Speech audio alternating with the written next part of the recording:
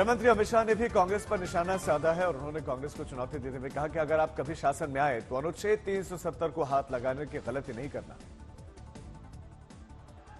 एक कांग्रेस पार्टी आज भी कहती है कि धारा 370 हटाकर क्या करना था। भाइयों और बहनों, मैं आज कांग्रेस पार्टी को कह देता हूं, सपने में भी आप शासन में नहीं आ सकते, मगर आ भी गए कभी कभार आ भी गए तो धारा 370 को हाथ मत लगाना। वो भारतीय जनता पार्टी के कार्यकर्ताओं का फैसला है। ये कश्मीर, इसको भारत से कोई छीन नहीं सकता।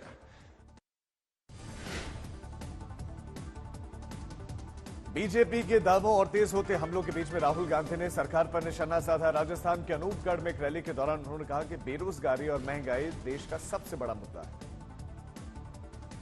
देश में सबसे बड़ा मुद्दा कौन सा है? बेरोजगारी। किसी से भी पूछो, यात्रा में मैंने हजारों लोगों से पूछा सबसे बड़ा मुद्दा कौन सा है, खट जवाब आता है बेरोजगारी सबसे बड़ा मुद्दा है। दूसरे नंबर पे कौन सा है? दूसरे नंबर पे महंगाई।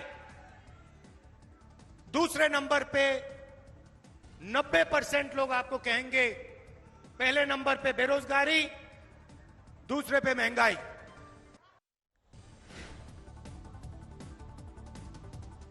कांग्रेस ने न्याय पत्र के बारे में लोगों से राय भी जाननी चाहिए और पार्टी के मुताबिक इस पर 2 लाख से ज्यादा कमेंट आए, 10,000 से ज्यादा इसमें मेल मिले हैं और इसी कड़ी में एक इंश्योरेंस प्रोफेशनल ने भी कांग्रेस को अपना नजरिया बताया। इससे राहुल गांधी बहुत प्रभावित हुए। तब उन्होंने इंश्योरेंस प्रोफेशनल माधुरी से फोन पर बात की और उनकी राय जानी। If there was one suggestion that you would want to give us for our manifesto, what would it be? Like if there's one thing we could focus on, you said think about taxes. Is there a suggestion that you have? Taxes is the one thing. Second thing is you really need to work on, this kind of things. The banks, which what they are doing currently, what they are doing is कि अगर A bounce हो गया suppose, so the lender bank is also debiting us. The bank where we are having a saving account where it got bounced, they are also debiting us. It is becoming, a very costly affair for all of us. We also need to work on the education cost of kids. It is becoming too costly for a common man to manage. Amethi में चुनाव प्रचार में जुटे स्मृति ईरानी ने एक बार फिर से राहुल गांधी पर गंभीर आरोप लगाए। उन्होंने कहा कि वो वायनाड में पीएफआई जैसे संगठन की मदद लेकर चुनाव लड़ रहे हैं।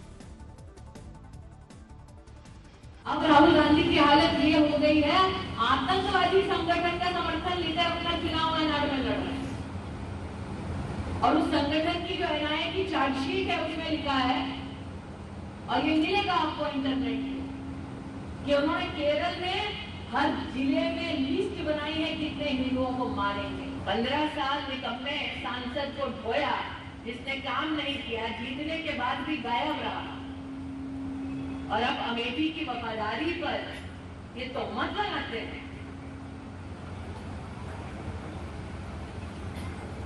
आप सबका भी तो समर्थन रहा था, आपने भी तो वफादारी निभाई थी, परिवार माना था। मैंने लोगों को रंग बदलते देखा है, परिवार बदलते पहली बार राहुल गांधी को देखा। हिमाचल प्रदेश के मंडी से बीजेपी उम्मीदवार कंगना रनौत ने राहुल गांधी और हिमाचल प्रदेश के मंत्री विक्रमादित्य सिंह पर निशाना साधा। उन्होंने दोनों ही कांग्रेस नेताओं पर महिलाओं के अपमान का आरोप लगाया। जो कांग्रेस की महिला विरोधी सोच है, जो उनकी दुष्ट सोच है, वो नवरात्रि में भी उस दुष्ट सोच को कोई विराम नहीं देते हैं। जब से मेरा नाम अनाउंस हुआ है, इनके इतनी मिर्ची लग रही है कि दिन रात मुझे अपमानित करने में, दिन रात मुझे कलंकित करने में, मुझे दोष लगाने में दिन रात लगे हुए हैं। नवरात्रों में भी इनको चैन नहीं है कि एक बड़ा पप्पू है दिल्ली में, लेकिन हमारे यहाँ पे भी एक छोटा पप्पू है।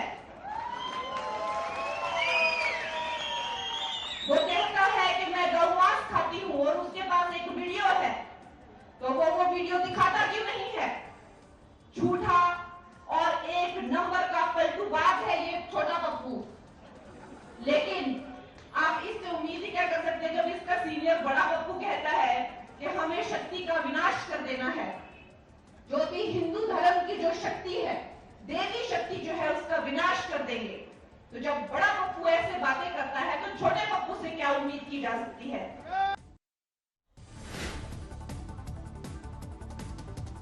अब खबर हेमा मालिनी की, जो अपने संसदीय क्षेत्र मथुरा में चुनाव प्रचार में जुटी और इसी कड़ी में वो गेहूं की कटाई करने के लिए एक खेत में पहुंच गए। वहां पर कुछ लोग पहले से ही काम कर रहे थे और हेमा मालिनी ने खुद गेहूं की कटाई में खुद हाथ आजमाया। वहां पर मौजूद लोगों से बात देखी।